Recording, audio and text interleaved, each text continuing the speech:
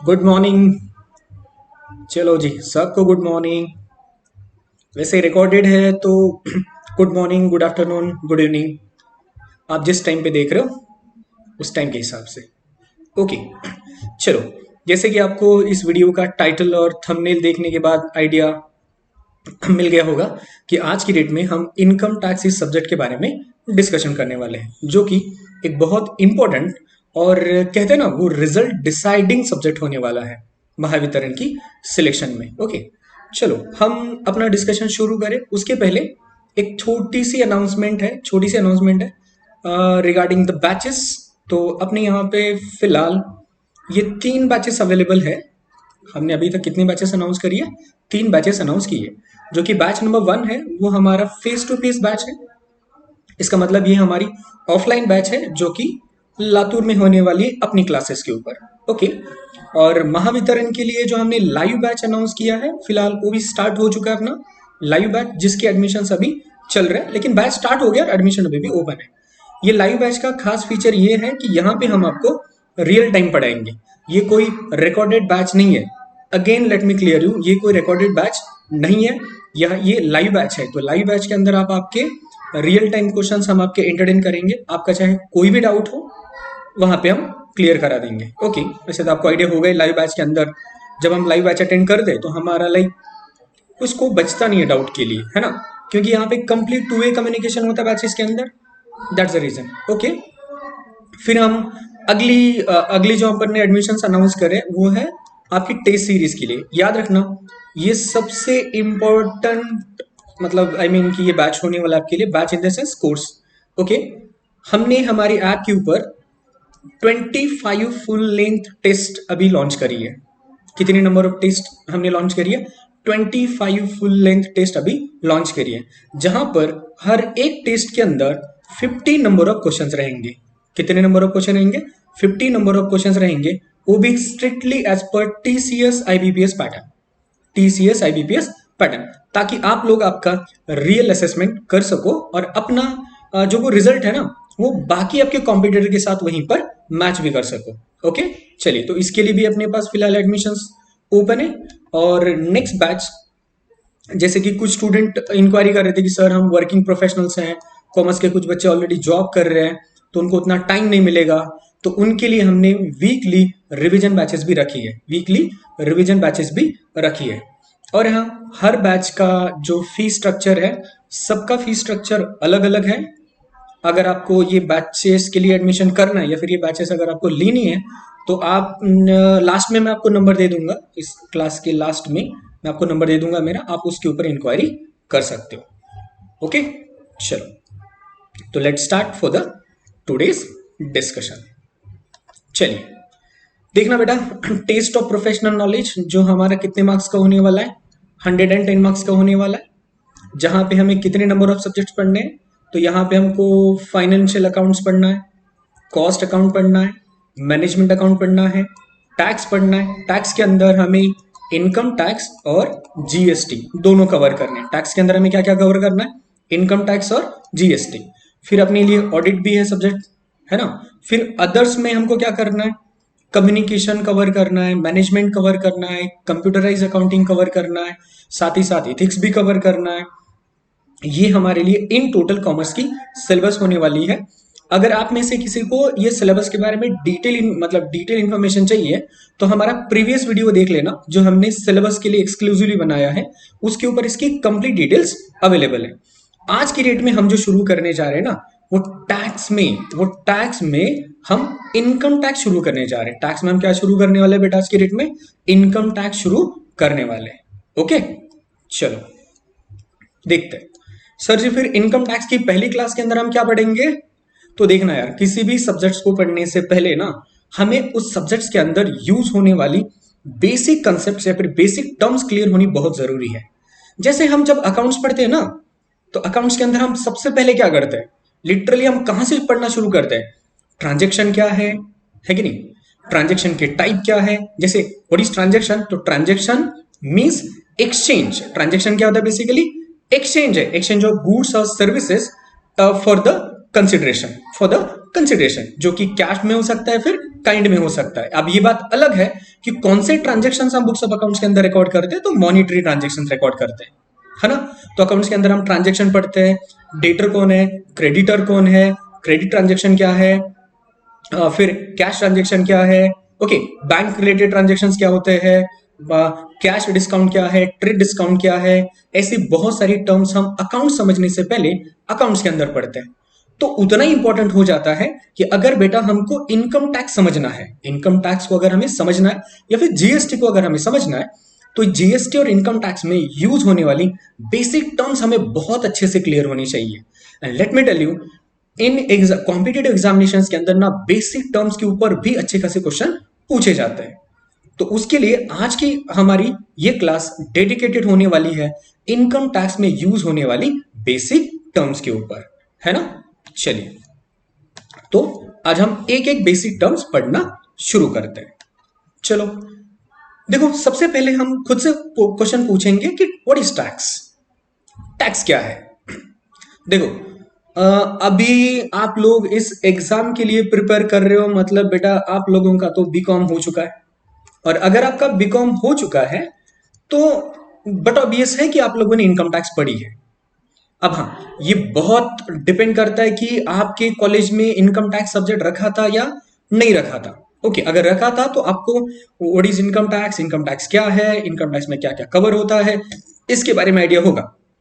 But जिन लोगों के लिए इनकम टैक्स सब्जेक्ट नहीं था, उन लोगों को भी टेंशन लेने की जरूरत नहीं है, बिकॉज हम अपनी क्लासेस के अंदर एकदम बेसिक से जाने वाले हैं। क्या करने वाले, अपन एकदम बेसिक से जाने वाले, है कि नहीं।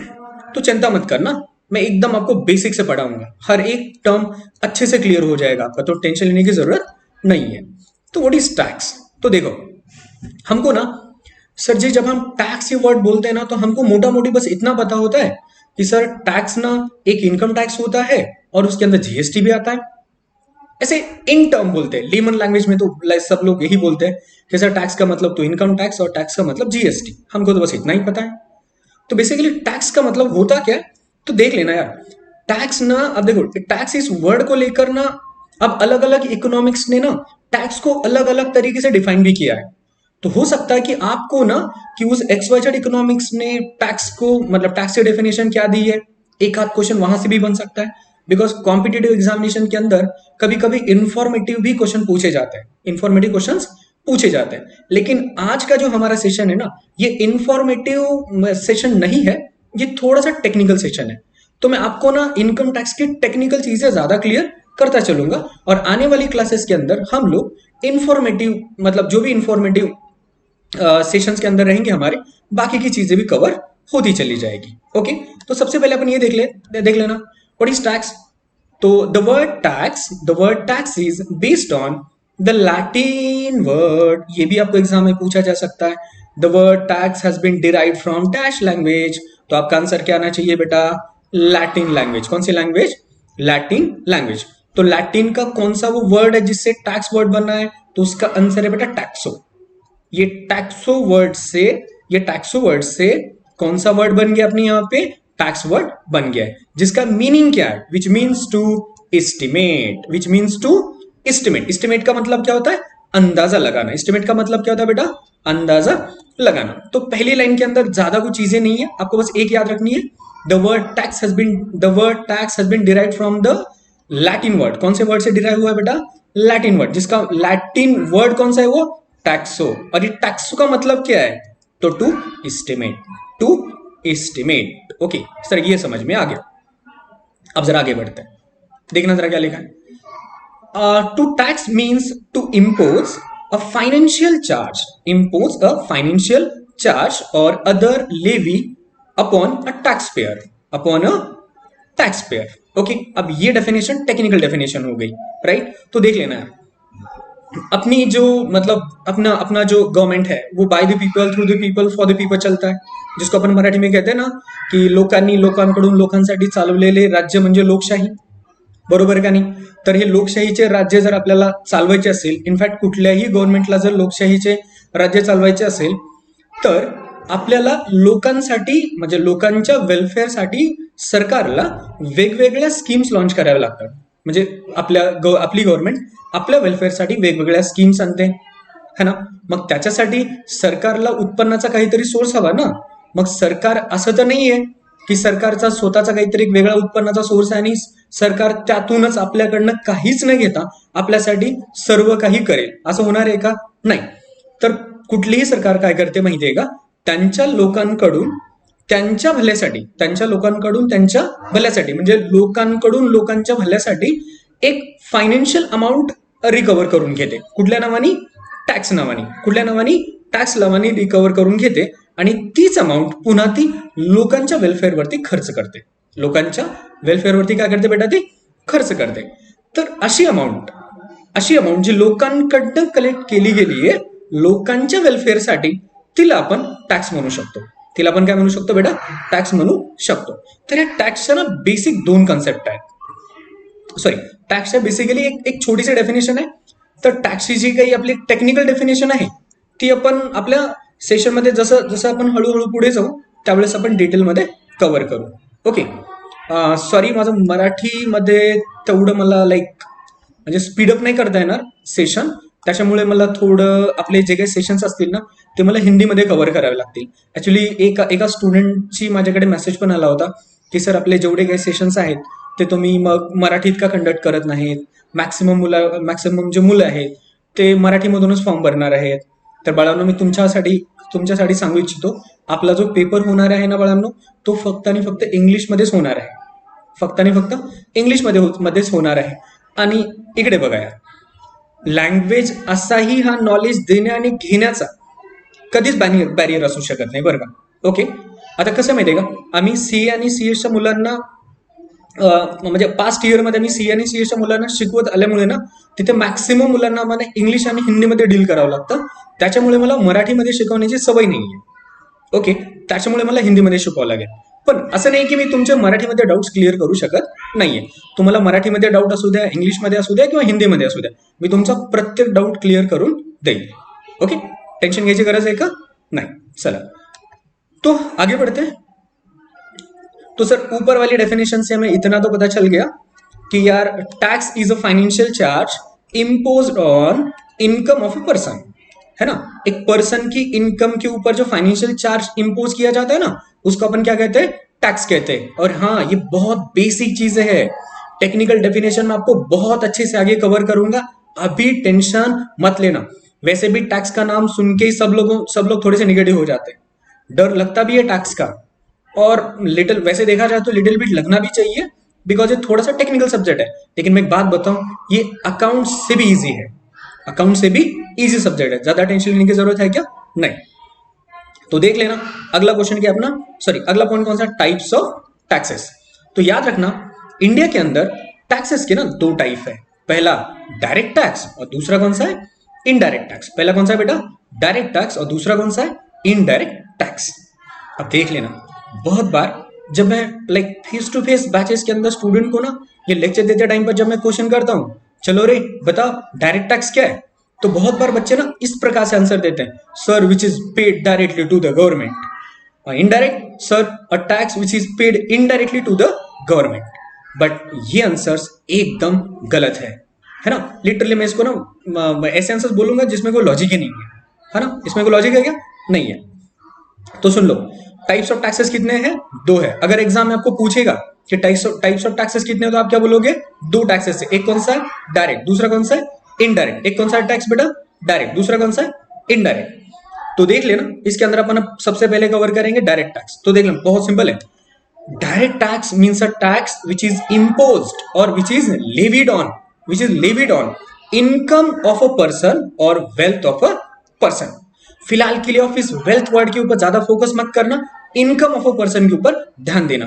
तो सर डायरेक्ट टैक्स का मतलब ये होता है क्या कि ऐसा टैक्स जो पर्सन की इनकम के ऊपर लगाया जाता है. किसके ऊपर लगाया जाता है? Income of a person. किसके ऊपर लगाया जाएगा? Income of a person. देखो, पर्सन की इनकम के ऊपर जो टैक्स लगाया जाता है उसको अपन क्या बोलते हैं? इनकम टैक्स कहते हैं. ओके. वेयर एज सर जी फिर इनडायरेक्ट टैक्स. तो इनडायरेक्ट टैक्स बेटा बेसिकली वो टैक्स होता है जो किसके ऊपर लगाया जाता है? गुड्स. जो किसके ऊपर लगाया जाता है? गुड्स या फिर सर्विसेज. ऐसा टैक्स जो किसके ऊपर लगाया जाता है, गुड्स के ऊपर, नहीं तो सर्विसेज के ऊपर, उसको अपन क्या बोलते हैं, इनडायरेक्ट टैक्स, जिसको अपन क्या बोलते हैं, इनडायरेक्ट टैक्स। चलो इसके ना कुछ एग्जाम्पल देखते हैं, होप्स आपको समझ में आ रहा होगा। नहीं समझ में आ जाए तो आप अपना डाउट आराम से आप आपका जो कोई डाउट है इसके रिगार्डिंग आप मुझे पूछ सकते हो। चलिए, तो direct tax means a tax which is levied और imposed on income of a person, किसके ऊपर, income of a person. And indirect tax means a tax which is imposed और लेविड ऑन अ गुड्स और services, goods और services, right.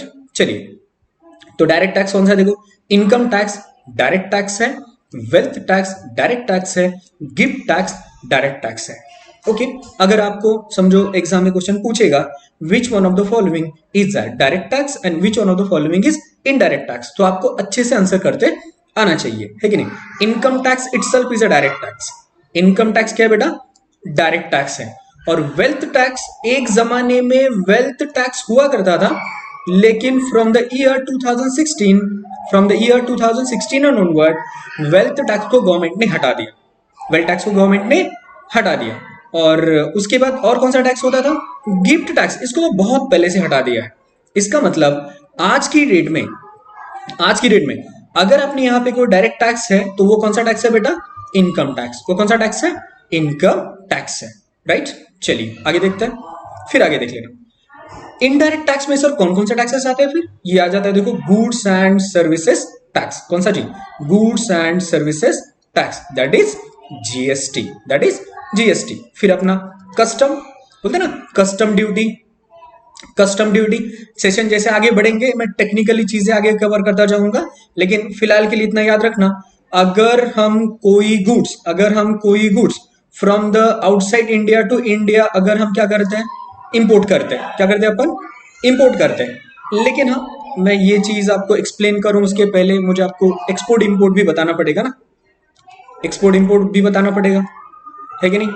चलो just a minute, just a minute, मैं इसको थोड़ा erase कर दूं। चलो अब देख लेना, सबसे पहले एक्सपोर्ट का मतलब क्या होता है, सबसे पहले एक्सपोर्ट का मतलब क्या होता है, कुछ आइडिया आपको एक्सपोर्ट का मतलब क्या होता है। अगर आप में से किसी को आइडिया तो बता देना यार, एक्सपोर्ट का मतलब क्या होता है।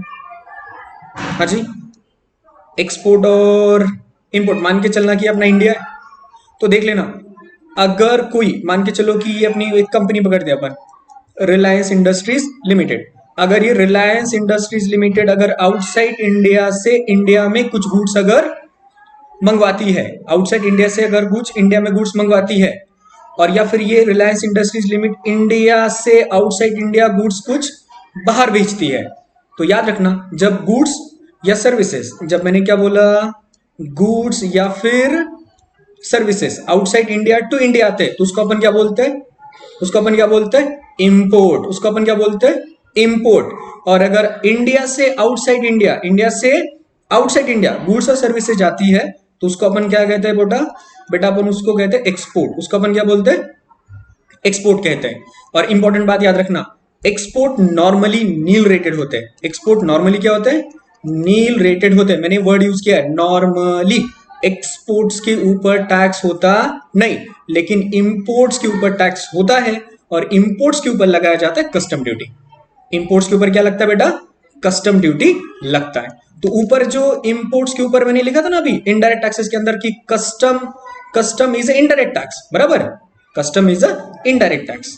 तो इंपोर्ट के ऊपर जो टैक्स लगाया जाता है उसको अपन क्या कहते हैं बेटा, कस्टम कहते हैं, उसको अपन क्या कहते हैं, कस्टम कहते हैं। वैल्यू एडेड टैक्स, अब देख लेना, एक जमाने में इंडिया के अंदर वैल्यू एडेड टैक्स था, वैल्यू एडेड टैक्स था, फिर value added tax and service tax, ये दो टैक्सेस को हटा के ही क्या लॉन्च किया गया, उसकी जगह पे जीएसटी। इनफैक्ट देखा जाए तो GST is also value added tax. अगर आपसे कोई पूछेगा एग्जाम में क्वेश्चन जीएसटी डैश टैक्स, तो आपका आंसर क्या आना चाहिए, value added tax. GST is a value added tax, ये बाद में अपन समझ लेंगे कि how GST is a value added tax. Okay sir, तो आज की डेट में सर्विस टैक्स है या नहीं है, तो सर्विस टैक्स ऑल टुगेदर हट चुका है, सर्विस टैक्स ऑल टुगेदर हट चुका है। एंटरटेनमेंट टैक्स भी ऑल टुगेदर हट चुका है, मतलब आज की डेट में ये टैक्सेस एग्जिस्ट नहीं करते, लेकिन वैट आज की डेट में एग्जिस्ट करता है। वैट आज की डेट में कुछ सर्टेन गुड्स है जिसके ऊपर आज की डेट में क्या लगता है बेटा, वैल्यू एडेड टैक्स लगता है।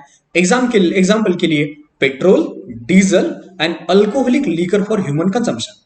Alcoholic liquor for human consumption, उसके ऊपर क्या लगता है? वैट लगता है।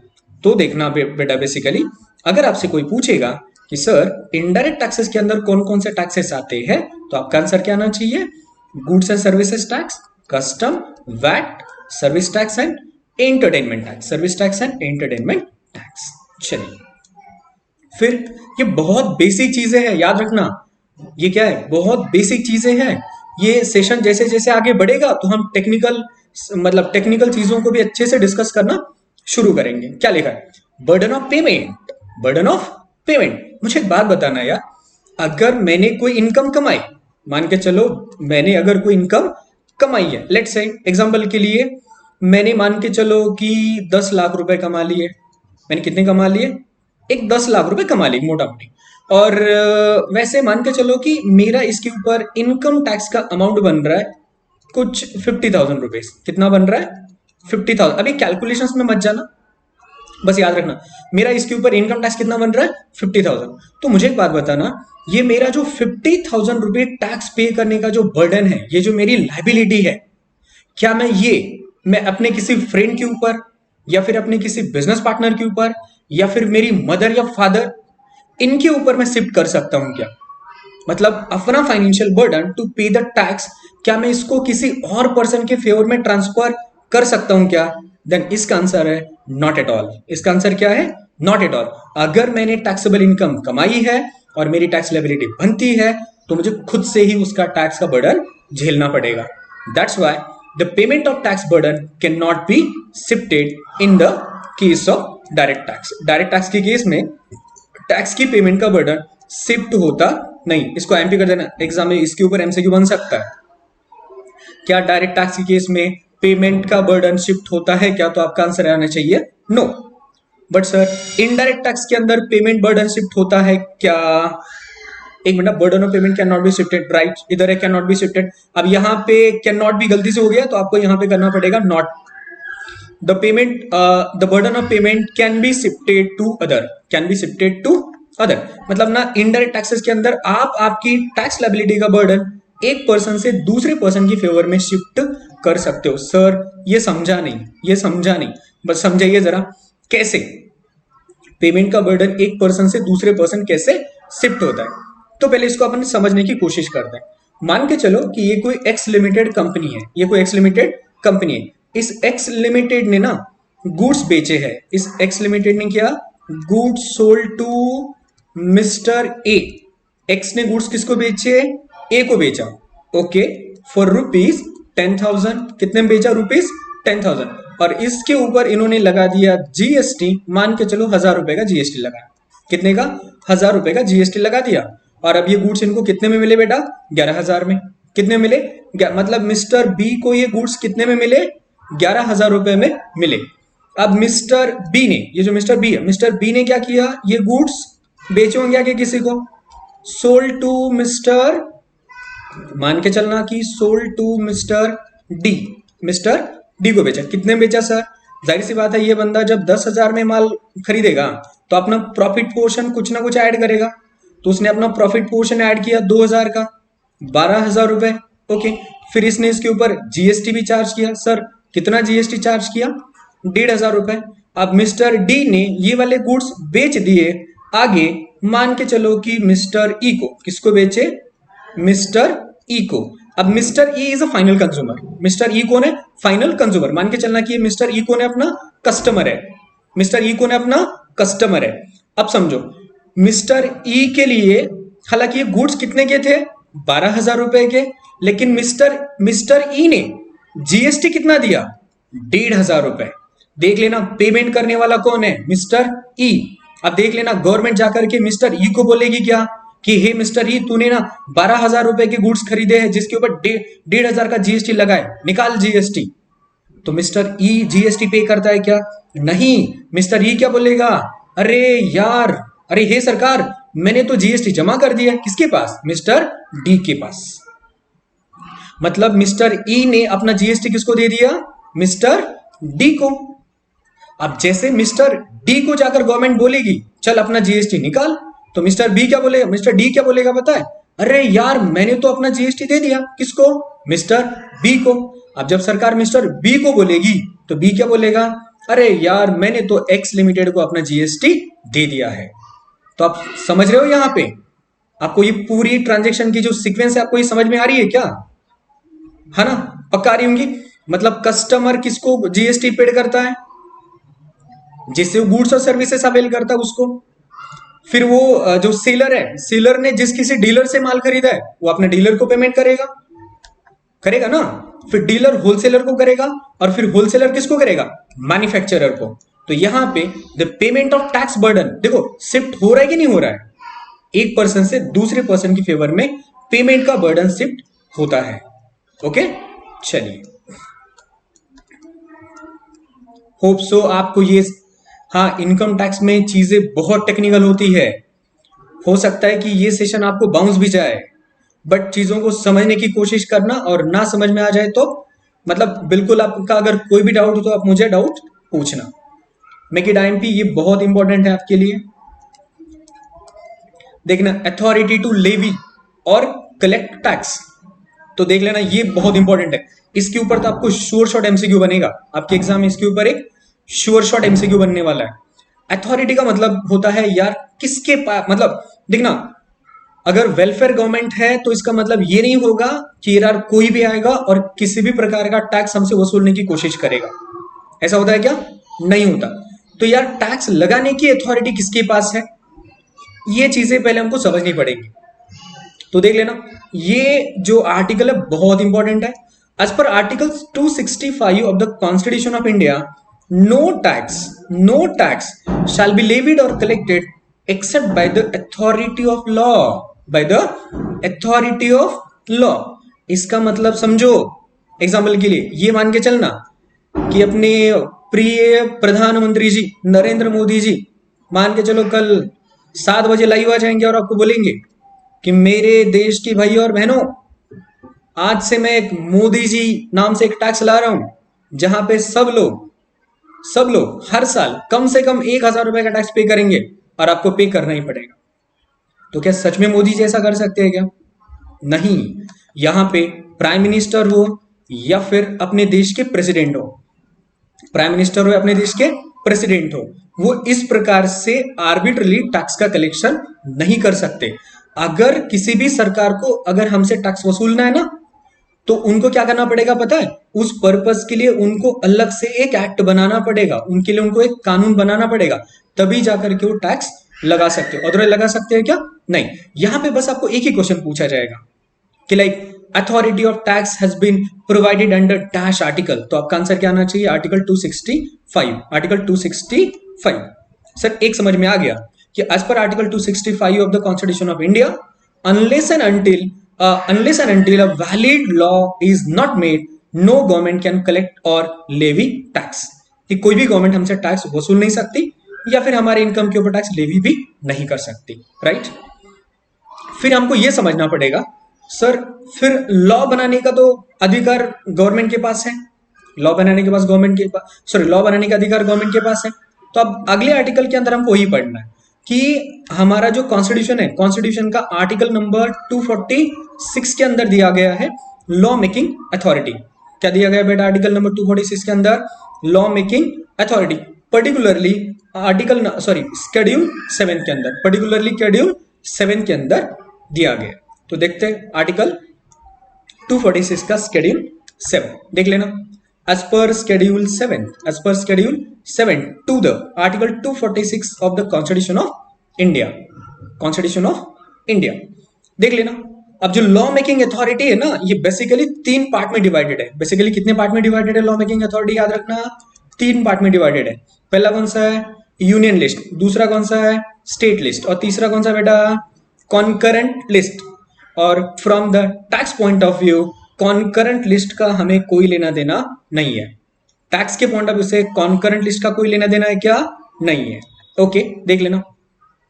यूनियन लिस्ट के अंदर जो कोई सब्जेक्ट मैटर है, यूनियन लिस्ट के अंदर जो कोई सब्जेक्ट मैटर है, इसके ऊपर लॉ बनाने का एक्सक्लूसिव राइट किसके पास है, पार्लियामेंट। एक्सक्लूसिव राइट किसके पास है, पार्लियामेंट।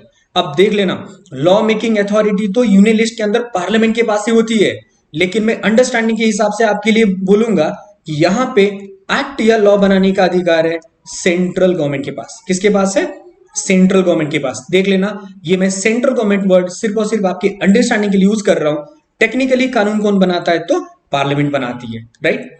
फिर स्टेट लिस्ट के अंदर जो कोई सब्जेक्ट मैटर कवर है उसके ऊपर लॉ बनाने का अधिकार किसके पास है? तो याद रखना, इसके ऊपर लॉ बनाने का अधिकार होता है सिर्फ और सिर्फ किसके पास? स्टेट लेजिस्लेचर के पास। इसका मतलब होता है स्टेट गवर्नमेंट के पास। इसका मतलब क्या होता है? स्टेट गवर्नमेंट के पास। और कॉन्करेंट लिस्ट के ऊपर लॉ बनाने का अधिकार किसके पास होता है?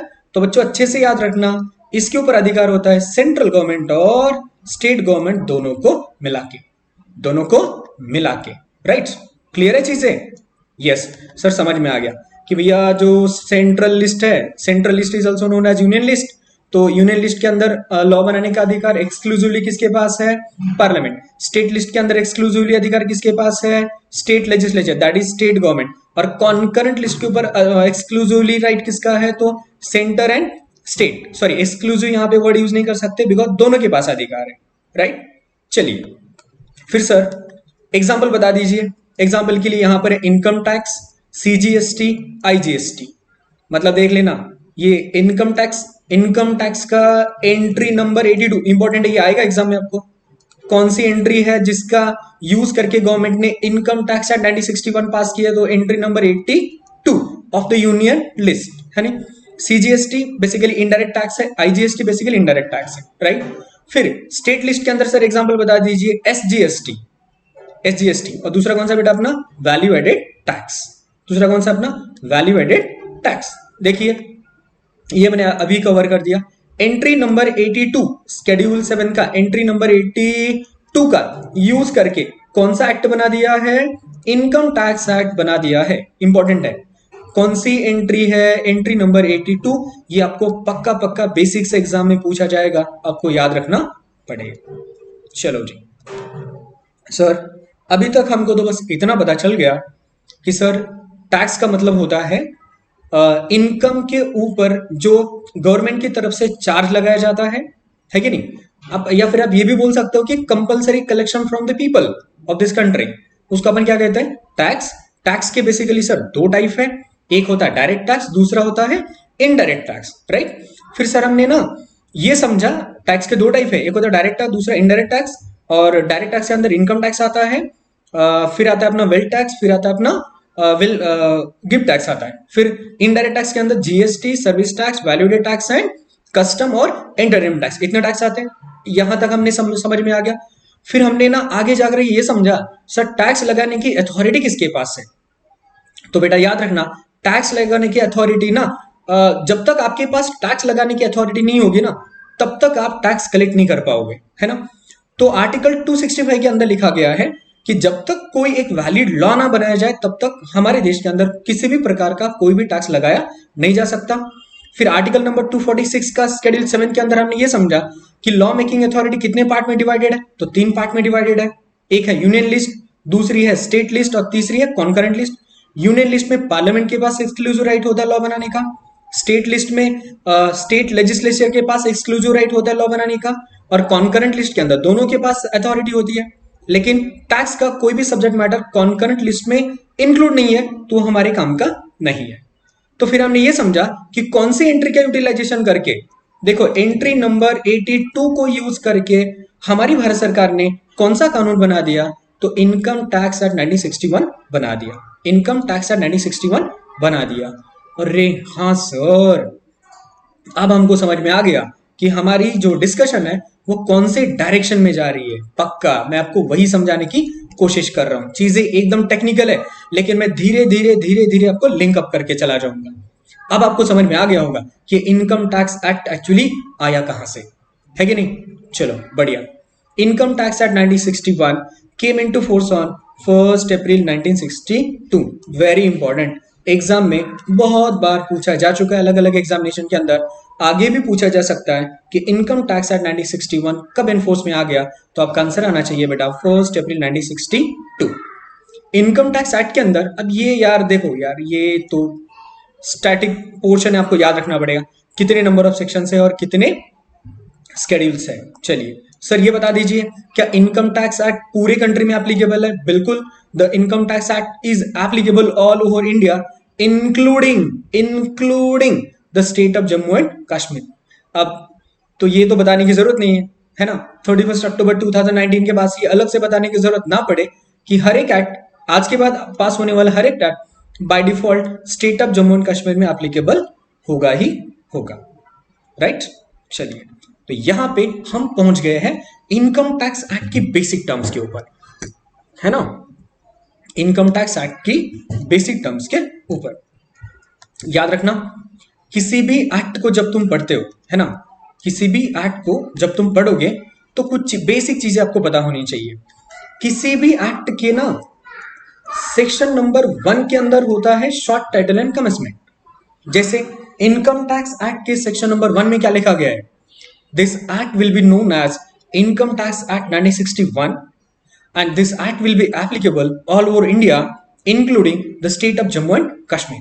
ये सेक्शन नंबर 1 में लिखा गया है, राइट। ये होता ही है, हर एक एक्ट के अंदर सेक्शन नंबर 1 में वही लिखा जाता है। फिर हर एक एक्ट के सेक्शन नंबर 2 में ना डेफिनेशंस लिखी जाती है ना।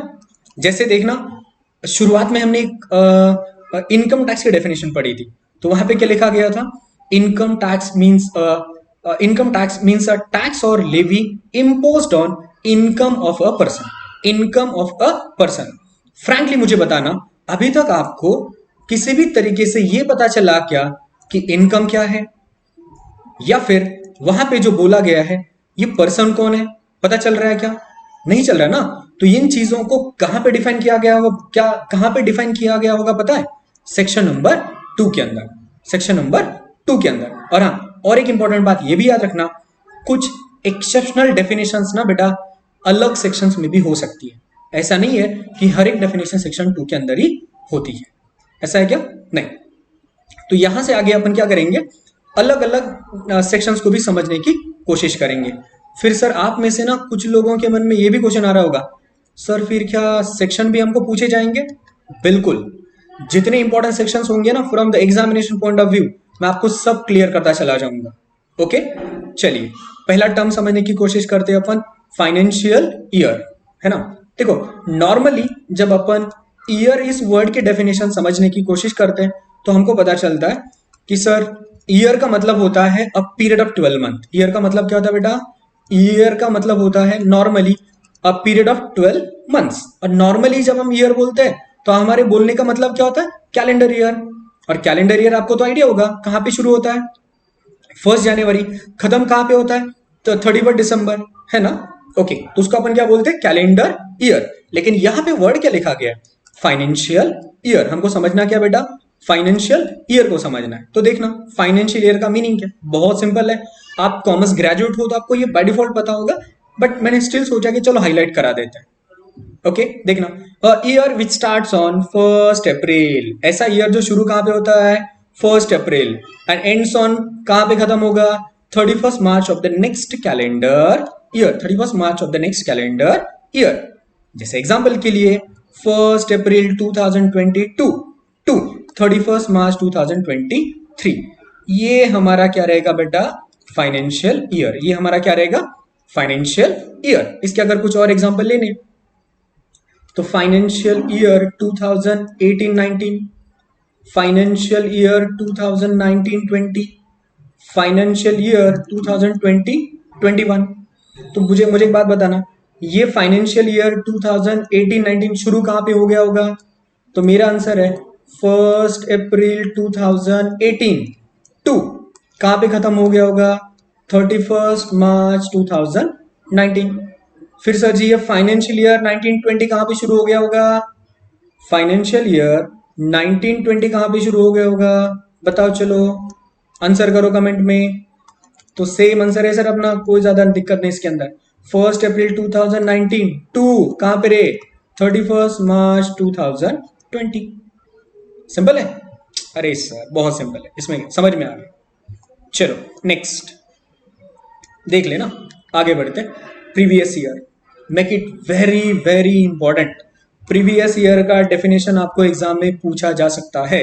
और हाँ, अभी जैसे मैंने थोड़ी देर पहले बोला था, नॉर्मली डेफिनेशंस कौन से सेक्शन के अंदर डिफाइंड होती है? सेक्शन 2 के अंदर। बट प्रीवियस ईयर का एक्सेप्शन है, previous year has been defined under section 3 of the income tax act 1961। Income tax act के सेक्शन नंबर 3 के अंदर प्रीवियस ईयर को डिफाइन किया गया है। चलो, तो प्रीवियस ईयर समझने से पहले ना प्रीवियस ईयर से रिलेटेड कुछ बेसिक बातें देख लेना यार। ऐसा हो सकता है क्या कि मान के चलो कि फाइनेंशियल ईयर, मैं फिलहाल करंट का ही ले लेता हूं, financial year 2022, just minute, financial year 22-23, financial year 22-23, क्या ये ईयर फिलहाल करंट में चल रहा है? तो आंसर है यस। ये सर शुरू कहां पे हो गया होगा? 1 अप्रैल 2022 पे शुरू हो गया। अब सर जी ये खत्म कहां पे होगा? तो हमारा आंसर है 31 मार्च 2023। खत्म कहां पे होगा? 31 मार्च 2023। अब मुझे एक बात बताना, बीइंग अ पर्सन, यार इस पूरे ईयर में मैं कितना इनकम मैंने कमा लिया है, ये मुझे कब पता चलेगा? जब मैं एक्चुअल 31 मार्च पे पहुंच जाऊंगा तब। इसका मतलब क्या है? अनलेस एंड अनटिल मेरा ये फाइनेंशियल ईयर खत्म नहीं होता, तब तक मुझे पता चलेगा क्या कि भाई मैंने कितना इनकम कमाया है? नहीं ना, पता बिल्कुल नहीं चलेगा। सर ये क्यों बताया आपने, ये क्यों बताया? अभी समझ में आ जाएगा आपको, देख लेना। क्योंकि ना प्रीवियस ईयर की डेफिनेशंस को समझने के लिए ये बताना जरूरी था, तो देख लेना। Previous year is nothing but, पहले जनरली सुन लेना, फिर यहाँ पे क्या लिखा तो वो तो बता दूंगा। देख लेना, previous year is a income earning year. Previous year क्या है अपना? इनकम अर्निंग ईयर है। एंड प्रीवियस ईयर एक ऐसा ईयर होता है जहां पे पर्सन इनकम कमाता है, जहां पे पर्सन इनकम कमाता है। ओके, फिर सर टैक्स कब देते हैं अपन? तो याद रखना, टैक्स अपन पे करते हैं बेटा असेसमेंट ईयर में। टैक्स कब अपन पे करते हैं? असेसमेंट ईयर में। फिर सर ये असेसमेंट ईयर क्या है? तो assessment year is nothing but a financial year immediately succeeding to the previous year. Previous year के बाद इमीडिएट आने वाला फाइनेंशियल ईयर क्या होता है अपना? असेसमेंट ईयर होता है। असेसमेंट ईयर होता है। ओके, सब चीजें एक दूसरे से इंटरलिंक्ड है, बात याद रखना, सब चीजें एक दूसरे से क्या है? इंटरलिंक्ड है। तो देख लेना प्रीवियस ईयर में क्या लिखा है। Previous year in which income is earn. Previous year एक ऐसा ईयर जिस ईयर में इनकम कमाई जाती है, उसको अपन क्या बोलते हैं? प्रीवियस ईयर कहते हैं। सर सिंपल बात है। तो सर बेसिकली प्रीवियस ईयर होगा क्या? तो previous year is also financial year. Previous year क्या होता है? बेसिकली फाइनेंशियल ईयर ही होता है, right. A period commencing from 1st April, a period commencing from 1st April and ending on 31st March आ गया। इसलिए मैंने बोला था कि previous year is a basically financial year। देख लेना, normally it's a period of 12 month. Normally अपना previous year क्या होता है? 12 महीने का टाइम पीरियड होता है। बट कुछ एक्सेप्शन केसेस है जहां पे प्रीवियस ईयर कुछ 12 महीने से कम भी हो सकता है। 12 महीने से ज्यादा तो नहीं, लेकिन 12 महीने से कम भी हो सकता है। सर समझ में आ गया। एग्जाम्पल के लिए देख लेना, मान के चलिए कि मैंने previous year 2000, just minute, current का ले लेता हूं, प्रीवियस ईयर 2021-22 में इनकम कमाई। तो मैंने जो कोई इनकम इस प्रीवियस ईयर 2021-22 में कमाई है, मैं उसके ऊपर टैक्स कब दूंगा? असेसमेंट ईयर 2022-23 के अंदर मैं टैक्स कब दे दूंगा? असेसमेंट ईयर 2022-23 के अंदर दे दूंगा। दैट्स वाई इसको अपन क्या बोलते हैं? प्रीवियस ईयर कहते हैं। ओके, इसके कुछ ज्यादा एग्जांपल मैं असेसमेंट ईयर वाले मतलब कंसेप्ट के टाइम पे ले लूंगा। फिलहाल के लिए समझ में आ गया। तो प्रीवियस ईयर क्या है सर? प्रीवियस ईयर को सेक्शन नंबर 3 में डिफाइन किया गया है, और previous year is also known as income earning year. Okay, चलिए सर, अभी आपने बोला था कि प्रीवियस ईयर नॉर्मली क्या होता है? It's a period of 12 month. It's a period of 12 month. But यहां पे कुछ दो एक्सेप्शन चीजें हैं जहां पे आपका प्रीवियस ईयर 12 महीने से कम टाइम पीरियड का होगा। और आईएमपी कर देना इसके ऊपर। ये देखना यार, इनकम टैक्स में ना टेक्निकल चीजें होने के कारण मुझे तो हर बार ऐसा लगता है यार सब कुछ इंपॉर्टेंट है, लेकिन उसमें से जो चीजें ज्यादा इंपॉर्टेंट है उसको मैं इंपॉर्टेंट करके दे दूंगा। तो ये उसमें से एक है जो कि हाईली इंपॉर्टेंट है, जो कि हाईली इंपॉर्टेंट है। अब मुझे एक बात बताना, नॉर्मली अपना प्रीवियस ईयर शुरू कहां पे होता है? नॉर्मली अपना प्रीवियस ईयर शुरू कहां पे होता है? फर्स्ट अप्रैल पे शुरू होता है। जो एग्जाम्पल के लिए मान के चलो 1 अप्रैल 2022 खत्म कहाँ पे होगा? 31 मार्च 2023 पे खत्म होगा। होगा कि नहीं होगा? बिल्कुल सर हो जाएगा। लेकिन मुझे एक बात बताओ, अगर मैंने कोई अपना नया बिजनेस शुरू किया है, वो मैंने अपना बिजनेस शुरू किया 1 जुलाई 2022 पे शुरू किया, मतलब I have commence my business on 1 July 2022। तो मुझे एक बात बताना, अब मेरा प्रीवियस ईयर कौन सा होगा? 1 अप्रैल 2022 से लेकर 31 मार्च 2023 होगा, या फिर 1 जुलाई 2022 से लेकर 31 मार्च 2023 होगा? बताओ जरा कमेंट में। अगर मैंने अपना बिजनेस 1 जुलाई को शुरू किया है तो मेरा प्रीवियस ईयर क्या होगा? बोलो कमेंट में, चलो। तो जाहिर सी बात है यार, अगर मेरा बिजनेस अगर 1 जुलाई 2022 पे शुरू हो गया है तो मेरा प्रीवियस ईयर कहाँ पे शुरू होगा? 1 जुलाई 2022 पे, और खत्म कहाँ पे होगा फिर सर? 31 मार्च 2023 पे खत्म होगा, है कि नहीं? इसका मतलब सर, अगर कोई in case of newly setup business और प्रोफेशन, अगर कोई एसएससी, अगर कोई पर्सन अपना नया बिजनेस शुरू करता है, अगर अपना क्या करता है, कोई नया बिजनेस बिजनेस और प्रोफेशन शुरू करता है, तो ऐसे केस के अंदर जिस दिन उन्होंने अपना बिजनेस या प्रोफेशन शुरू किया ना, उस दिन से लेकर नेक्स्ट 31 मार्च तक ही उनका प्रीवियस ईयर होता है, उनका प्रीवियस ईयर होता है। ओके, चलिए द नेक्स्ट सेम चीज है। देखो यहां पे मैंने लिखा है प्रीवियस ईयर क्या होगा? डेट ऑफ सेटिंग अप, जो कोई आपका डेट ऑफ सेटिंग अप, जैसे मैंने यहाँ पे एग्जांपल के लिए लिया था आपका 1 जुलाई 2022, फिर ये खत्म कहाँ पे होगा सर जी? 31 मार्च 2023 पे खत्म होगा, राइट? तो जब कोई नया बिजनेस या प्रोफेशन सेटअप होता है तो date of setting up to next 31 March. चलिए सेम बात है, अगर कोई एसएससी के पास कोई नया सोर्स ऑफ इनकम आता है, अगर किसी एसएससी के पास क्या था, कोई अगर नया सोर्स ऑफ इनकम आता है, तो उस केस में क्या होगा? जिस दिन वो इनकम आपको मिली, I mean the date of income to 31 March, date of income to 31 March. जैसे एग्जाम्पल के लिए मान के चलो कि यार आप ही का एग्जाम्पल ले लेते हैं। मान के चलो कि महावितरण भर्ती का एग्जाम आप लोगों ने दिया, और by the grace of God आपने अच्छी मेहनत करी और आपका रिजल्ट लग गया और आप पास भी हो गए, मेरिट लिस्ट में आपका नंबर आ गया और आपकी ज्वाइनिंग भी हो गई, और आपका जो फर्स्ट पेमेंट है इन फॉर्म ऑफ सैलरी, आपका जो फर्स्ट पेमेंट है इन फॉर्म ऑफ सैलरी आपको मिला मान के चलो 15 दिसंबर को। कब मिला? 15 दिसंबर 2023 को मिला। आपका फर्स्ट पेमेंट आपको कब मिला? 15 दिसंबर, अब 23 तो खत्म हो गया ना, सॉरी 24 को मिला। 15 दिसंबर 2024 को आपका पहला सैलरी मिला। तो आपका प्रीवियस ईयर क्या होगा पता है? जिस दिन आपको ये सैलरी मिला वहां से लेकर नेक्स्ट 31 मार्च तक, मतलब 15 दिसंबर टू 31 मार्च 2025, ये आपका होगा प्रीवियस ईयर। सर मेरे मन में ना एक डाउट है। मैंने कहा बोल क्या डाउट है? तो सर ये हर बार फिर अगले साल के लिए भी 15 दिसंबर टू 31 मार्च 2026 कुछ ऐसा होगा क्या? नहीं, ये जो बेटा एक्सेप्शंस है ना, ये एक्सेप्शंस की जो हम बात कर रहे हैं, ये एक्सेप्शन सिर्फ और सिर्फ फर्स्ट प्रीवियस ईयर में ही लगेंगे। उसके बाद आपको कंपलसरी बेसिस पे, उसके बाद आपको आने वाले ईयर्स में आपको क्या करना पड़ेगा? 1 अप्रैल जैसे एग्जांपल के लिए 23 टू 31 मार्च 2024, ये यूनिफॉर्म ईयर आपको फॉलो करना पड़ेगा। आपको क्या करना पड़ेगा? ये यूनिफॉर्म प्रीवियस ईयर फॉलो करना पड़ेगा, राइट? चलो coming back to the next concept, assessment year. कौन सा है जी? Assessment year. होप सो आपको चीजें समझ में आ रही होंगी। ओके, अगर नहीं समझ में आ रहा है तो प्लीज आप बिंदास हो के, आपका अगर कोई भी डाउट हो तो आप मुझे पूछना। ओके चलो, असेसमेंट ईयर क्या होता है समझने की कोशिश करते हैं। What is assessment year? Okay देख लेना यार, असेसमेंट ईयर इंपॉर्टेंट है।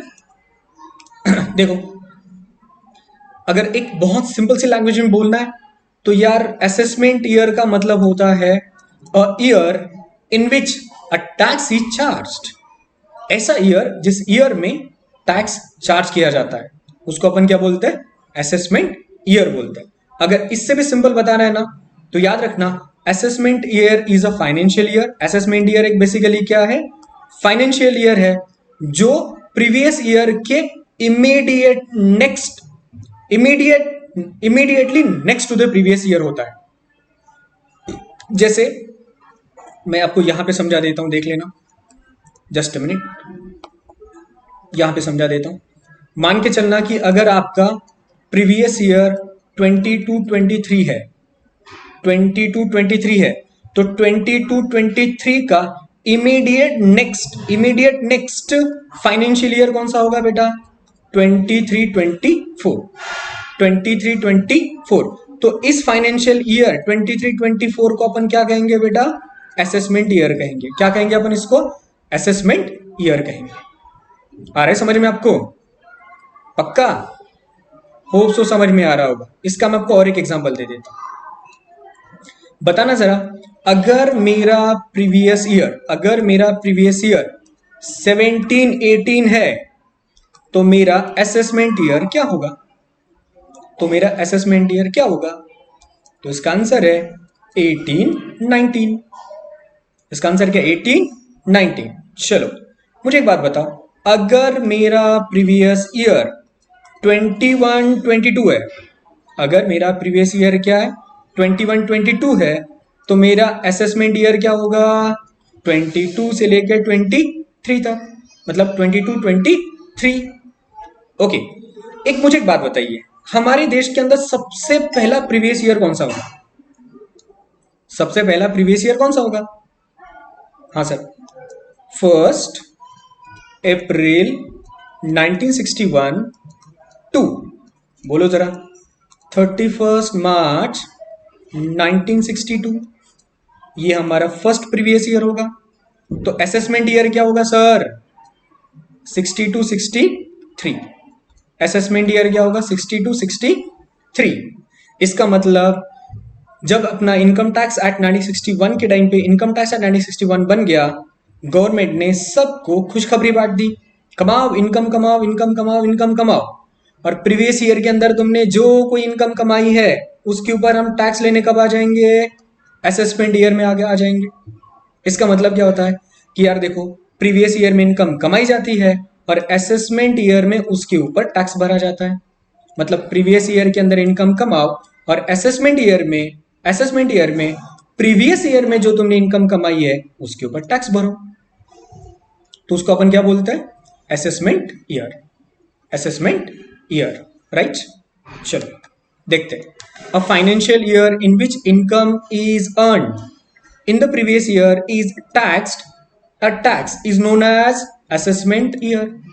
मतलब एक ऐसा फाइनेंशियल ईयर जिस फाइनेंशियल ईयर में प्रीवियस ईयर में कमाई गई इनकम के ऊपर टैक्स लगाया जाता है उसको अपन क्या कहते हैं? असेसमेंट ईयर कहते हैं, है ना? Assessment year means a period of 12 months starting from 1 April and ending on 31 March of the next year. 31 March of the next year.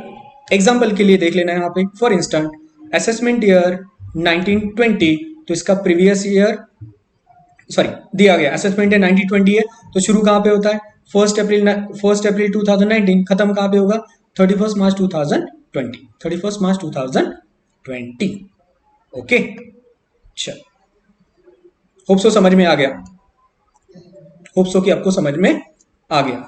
Okay, चलिए, तो क्या करते हैं अपन, एक लास्ट डेफिनेशन पढ़ लेते हैं आज के लिए। फिर ऐसा ना हो कि यार एक ही लेक्चर के अंदर बहुत सारी टेक्निकल चीजें हमने डिस्कस कर दी और सब कुछ खत्म भी हो गया। ऐसा नहीं करते, ये लास्ट डेफिनेशन करते हैं आज की डेट में। फिर आने वाले सेशंस के अंदर अपन नेक्स्ट पार्ट पढ़ेंगे। पैकेट आईएमपी, आज की सभी टर्म्स इंपॉर्टेंट है, देख लेना। आज की क्लास की शुरुआत कहां से हो गई थी? टैक्स। तो टैक्स के लिए हमने क्या बोला था? इनकम टैक्स के लिए हमने क्या बोला था sir? A tax levied on income of a person. Income of a person. तो देख लेना उस पर्सन वर्ड को कौन से सेक्शन के अंदर डिफाइन किया गया है। तो इसका आंसर है सेक्शन 231। सेक्शन क्लॉज 231 ना, सेक्शन 2 क्लॉज 31, इसको ऐसे पढ़ते हैं, सेक्शन 2 क्लॉज 31। और अगर सब सेक्शन रहा, मान के चलो सेक्शन 3 है, तो इसको अपन कैसे पढ़ेंगे, सेक्शन 3 सबसेक्शन 1, सेक्शन 3 सबसेक्शन 1। जैसे ये सुन लेना, सेक्शन 139 सबसेक्शन 4, कुछ इस तरीके से पढ़ेंगे। लेकिन लेकिन लेकिन लेकिन लेकिन अगर सेक्शन 2 लिखा जाए और आगे उसके ब्रैकेट में कुछ ऐसा लिखा जाए, सेक्शन 2 क्लॉज 2, ऐसे पढ़ेंगे उसको, राइट। दैट्स वाई इसको हम कैसे पढ़ेंगे, सेक्शन 2 क्लॉज 31। ओके, चलिए लॉ की बात है, इसको इसी तरीके से रीड किया जाता है। द टर्म पर्सन इंक्लूड्स, अब देखो पर्सन की डेफिनेशन में कौन कौन इंक्लूड है। भैया इनकम टैक्स एक्ट ने किस किस को पर्सन मान लिया है। तो मुझे एक बात बताओ आपको, सच में इनकम टैक्स वाले ना सच में ऐसा एक भी चांस नहीं छोड़ेंगे टैक्स लेने का, किसी से भी टैक्स लेने का कोई चांस नहीं छोड़ेंगे। तो ये डेफिनेशन पढ़ने के बाद आपको तो आइडिया लग ही जाएगा कि अरे यार सच में सर इन्होंने तो किसी को भी नहीं छोड़ा है। तो देख लेना, पर्सन मीन्स एंड इंक्लूड्स कौन रे, individual. Person means and includes कौन, इंडिविजुअल। सर ये इंडिविजुअल कौन होता है, अरे बेटा इंडिविजुअल का मतलब होता है नेचुरल पर्सन। इंडिविजुअल का मतलब क्या होता है, नेचुरल पर्सन। जैसे आप और मैं, राम, श्याम, मीना, शीना, है कि नहीं, शीला, जो कोई लोग हैं, इंडिविजुअल पर्सन यहाँ पे शामिल होते हैं। इसका मतलब सर हर इंडिविजुअल पर्सन है क्या, हाँ बिल्कुल, हर एक इंडिविजुअल पर्सन है। हर एक इंडिविजुअल पर्सन है क्या, यस सर। एक इंडिविजुअल अगर माइनर है, एक इंडिविजुअल अगर माइनर है, माइनर का मतलब जिसका एज 18 साल के अंदर है, सर तब भी वो पर्सन है क्या, आंसर इज यस। सर एक इंडिविजुअल मेजर है, तब भी वो पर्सन है क्या, हाँ। सर एक इंडिविजुअल है, मेल है, मेल, सर फिर भी वो पर्सन है क्या, हाँ। सर फीमेल कैंडिडेट, अरे यार मेल हो फीमेल हो कोई फर्क नहीं पड़ने वाला, तब भी वो पर्सन कहलाएगा, है कि नहीं। सर आप जरा ये बता दीजिए, अगर वो मैरिड है, अरे यार मैं एक बात बताऊं, married, unmarried, male, female, major, minor, sound, unsound mind, solvent, insolvent, हर पर्सन, हर इंडिविजुअल इनकम टैक्स एक्ट 1961 के लिए पर्सन है। हर पर्सन इनकम टैक्स एक्ट 1961 के लिए क्या है, पर्सन है। ओके, चलो होप सो ये छोटे से एक्सप्लेनेशन की मदद से मैं आपको इंडिविजुअल कौन है ये टर्म आपको क्लियर कर पाया, है कि नहीं। चलिए नेक्स्ट, हिंदू अनडिवाइडेड फैमिली। यार मैं इसके बारे में ना कुछ नहीं बताऊंगा आपको, because 11, 12, first year, second year हर जगह पे इसके बारे में डिस्कशन तो होता ही रहता है। Individual it's one of the form of business organization, है ना।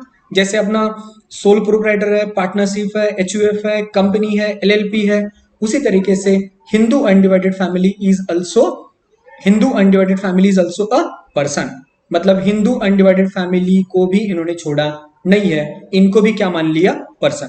इसका मतलब अगर एचयूएफ कोई इनकम कमाएगी, एचयूएफ अगर कोई इनकम कमाएगी तो एचयूएफ के बिहाफ पे टैक्स पे करने की लायबिलिटी किसकी रहती है बेटा, आपको पता है, कर्ता। एचयूएफ में कौन रहता है, होल एंड सोल, कर्ता रहता है, तो कर्ता की लायबिलिटी बनती है। ओके, चलो फिर सर आगे बढ़ते हैं अपन। Next term is company. Sir क्या कंपनी भी पर्सन होती है, बिल्कुल, कंपनी भी पर्सन है क्या, बिल्कुल। फिर सर ये कंपनी मतलब होती क्या है, कंपनी बेसिकली होती क्या है, तो याद रखना अपने कंपनीज एक्ट 2013 के अंदर कंपनी को डिफाइन किया गया है सेक्शन 2 क्लॉज 20, सेक्शन 2 क्लॉज 20 के अंदर कंपनी को डिफाइन किया गया है ना। Company means a company incorporated as per this act, company means a company incorporated as per this act और any other previous company law, तो उसको अपन क्या बोलते हैं, कंपनी कहते हैं। तो लेट मी टेल यू, यहां पे कंपनी से मतलब है all types of company. Company से मतलब क्या, यहां पे ऑल टाइप्स ऑफ कंपनी, चाहे वो प्राइवेट कंपनी हो, चाहे वो पब्लिक कंपनी हो, चाहे वो गवर्नमेंट कंपनी हो। हाय राम, गवर्नमेंट कंपनी को भी शामिल कर लिया, बिल्कुल। Government company is also a person, government company is also a person. Foreign company है या फिर अपनी क्या बोलते हैं हम उसको, इंडियन कंपनी है। All types of companies are person for the purpose of section 2 clause 31 के लिए। मतलब सर कंपनीज अगर कुछ इनकम कमाती है तो उनको भी टैक्स देना पड़ता है। आगे लिखा गया है फर्म, आगे क्या लिखा गया है फर्म, और firm and limited liability partnership. देखो फर्म का मतलब होता है यहाँ पे पार्टनरशिप फर्म, फर्म का मतलब क्या होता है यहाँ पे पार्टनरशिप फर्म। तो let me tell you partnership firm कहाँ पे डिफाइंड है, तो अपना जो इंडियन पार्टनरशिप एक्ट 1932 है उसके सेक्शन नंबर 4 में डिफाइन किया गया है फर्म को, दैट इज पार्टनरशिप फर्म को डिफाइन किया गया है। लेकिन आपको ये वाली डेफिनेशन याद करने की जरूरत नहीं है, बिकॉज पार्टनरशिप फर्म को, अगर किसी भी पार्टनरशिप फर्म को ना सेक्शन 2 क्लॉज 31 के अंदर फर्म कहलाना है, फर्म बनना है, तो दो कंडीशंस हैं। सबसे पहले तो वो पार्टनरशिप फर्म ना रजिस्टर्ड पार्टनरशिप होनी चाहिए। वो पार्टनरशिप फर्म क्या होनी चाहिए, रजिस्टर्ड पार्टनरशिप फर्म होनी चाहिए, और उनका प्रॉफिट या लॉस शेयर करने का रेशियो प्री डिटरमाइंड होना चाहिए। प्रॉफिट या लॉस शेयर करने का रेशियो क्या होना चाहिए, प्री डिटरमाइंड होना चाहिए। अगर ये दो कंडीशन कोई पार्टनरशिप फर्म सेटिस्फाई करती है तो उसको अपन यहाँ पे क्या बोलते हैं, पार्टनरशिप फर्म कहते हैं। मतलब सर पार्टनरशिप फर्म अगर कोई इनकम कमाती है तो पार्टनरशिप फर्म को भी टैक्स देना पड़ेगा क्या, बिल्कुल भैया, उस पार्टनरशिप फर्म को भी टैक्स देना पड़ेगा। ओके चलिए नेक्स्ट है एसोसिएशन ऑफ पर्सन। नेक्स्ट कौन सा है बेटा अपना, एसोसिएशन ऑफ पर्सन। इसको एक साथ करते हैं अपन, एसोसिएशन ऑफ पर्सन। इसको अपन बोलते हैं association of person oblique body of individuals, association of person और body of individual, AOPs and BOIs, AOPs and BOIs. Okay अब एक बात याद रखना, इन दोनों में सर फर्क क्या है, इन दोनों में क्या फर्क, इतना ज्यादा आपको डीप में जाने की जरूरत नहीं, आपको बस इतना याद रखना है कि AOP is also person and BOI is also person. याद रखना बॉडी ऑफ इंडिविजुअल्स में सिर्फ इंडिविजुअल्स ही होते हैं। बॉडी ऑफ इंडिविजुअल में कौन होते हैं, राम श्याम, ओके कुछ मतलब सिर्फ और सिर्फ इंडिविजुअल। लेकिन एसोसिएशन ऑफ पर्सन के अंदर हो सकता है आपका राम भी हो, कोई पार्टनरशिप फर्म भी हो, और इसके साथ साथ हो सकता है कोई कंपनी भी हो। मतलब सर एसोसिएशन ऑफ पर्सन खिचड़ी है, यहाँ पे एनी टाइप ऑफ पर्सन शामिल हो सकता है, लेकिन बॉडी ऑफ इंडिविजुअल्स के अंदर सिर्फ और सिर्फ कौन होते हैं, इंडिविजुअल्स है। हो चाहे कुछ भी होगा तो वो कौन, पर्सन होगा, कौन वो पर्सन ही होगा। चलिए next, okay body of individuals हो गया। लोकल अथॉरिटी देख लेना, लोकल अथॉरिटी जहां पे ग्राम पंचायत है, म्युनिसिपल कॉर्पोरेशन है, म्युनिसिपल कॉर्पोरेशन, नगर पंचायत, ये सबको अपन क्या बोलते हैं, लोकल अथॉरिटीज। और लोकल अथॉरिटीज को भी इनकम टैक्स एक्ट 1961 के अंदर पर्सन मान लिया गया है, और ये लोकल अथॉरिटीज भी अगर कुछ इनकम कमाती है तो उनको भी इसके ऊपर टैक्स देना पड़ेगा, है ना। ओके अब चलो, अब मैं आपको कुछ इंपॉर्टेंट डिस्कशन कराता हूं इसके ऊपर। सर एक रह गया, हाँ पता है रह गया, देख लेना। अगर कोई भी टाइप का एंटिटी वो इंडिविजुअल में नहीं आ रहा है, एचयूएफ में नहीं आ रहा है, कंपनी में नहीं आ रहा है, फर्म में नहीं आ रहा है, ईओपी बीओआईज में नहीं आ रहा है, या फिर लोकल अथॉरिटीज में नहीं आ रहा है, लोकल अथॉरिटीज में नहीं आ रहा है, तो सर उसको कहां पे कवर करें, तो उसके लिए अलग से एक रेसिडुअरी एंट्री बनाई गई जिसको कहते हैं अपन आर्टिफिशियल जुडिशियल पर्सन, जिसको अपन क्या बोलते हैं, आर्टिफिशियल जुडिशियल पर्सन। तो याद रखना एक स्कूल, कॉलेज, यूनिवर्सिटी, टेम्पल, मंदिर, मस्जिद, ये सब कहां पे कवर होते हैं, आर्टिफिशियल जुडिशियल पर्सन की कैटेगरी के अंदर कवर होते हैं। ये सब के सब कहां पे कवर होते हैं, आर्टिफिशियल जुडिशियल पर्सन के अंदर कवर होते हैं। ओके याद रखना, अभी जो महानगर परिषद का एग्जाम हुआ था ना, तो उस नगर परिषद के एग्जाम के अंदर इस पॉइंट के ऊपर क्वेश्चन पूछा गया था। उन्होंने बोला था कि XYZ यूनिवर्सिटी है, बताओ XYZ यूनिवर्सिटी कौन सी कैटेगरी में कवर होती है, तो आपका आंसर आना चाहिए था आर्टिफिशियल जुडिशियल पर्सन के अंदर कवर होती है, राइट। वैसे तो और कुछ टर्म्स है, लेकिन क्योंकि इनकम टैक्स है और इनकम टैक्स में चीजें क्योंकि टेक्निकल होती है, तो मैं आपको लेक्चर नंबर 1 के अंदर ही सभी टेक्निकल चीजों को इमीडिएटली एक्सप्लेन नहीं कर सकता। तो आने वाले सेक्शन के अंदर बाकी की चीजें अपन डिस्कस करते हैं। ओके होप सो आपको ये सेशन समझ में आ रहा होगा। ओके चलो मिलते हैं अगले सेशन के अंदर, तब तक के लिए टाटा बाय बाय।